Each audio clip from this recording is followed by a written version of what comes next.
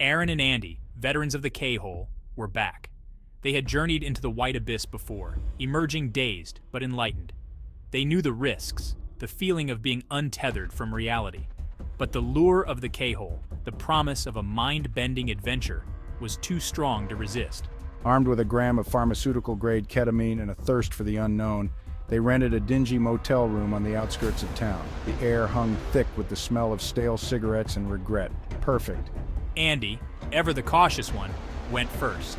He snorted a small line, his eyes widening as the familiar dissociation washed over him. Aaron followed suit, embracing the numbness that spread through his limbs like a warm wave. The walls dissolved, the ceiling melted away. They were back in the void, adrift in a sea of white noise and fragmented thoughts. But this time something was different. A presence, a giggle echoing in the distance.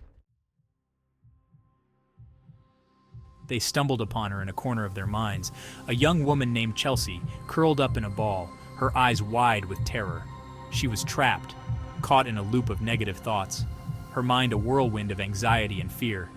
Beside her sat a figure of serenity and wisdom, a woman with kind eyes and a gentle smile. This was wise Mama Wook, a veteran psychonaut who had seen it all.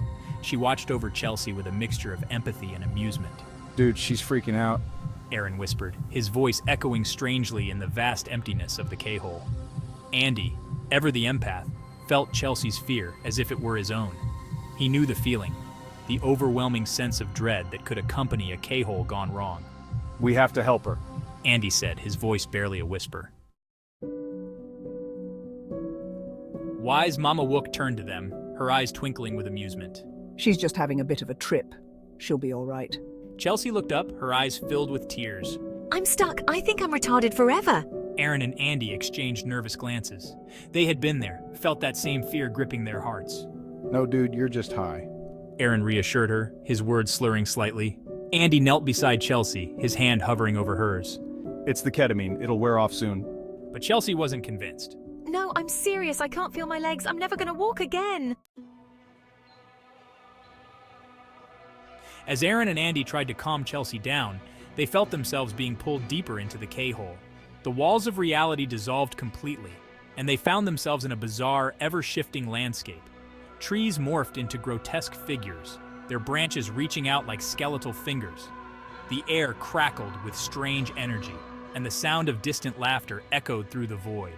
See, I told you I'm stuck here forever. No, it's cool, man. We're all stuck here together. Aaron, however, was beginning to enjoy the ride.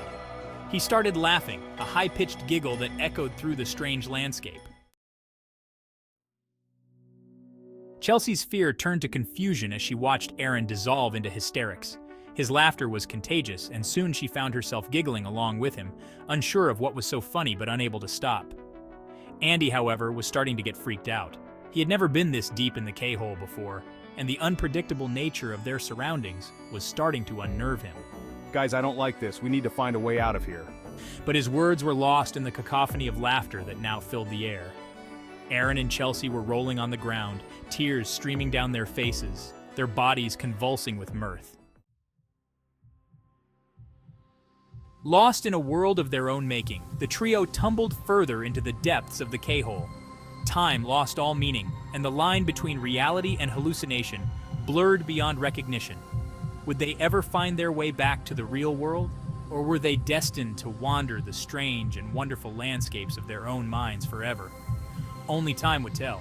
But one thing was for sure, this was one K-hole adventure they would never forget.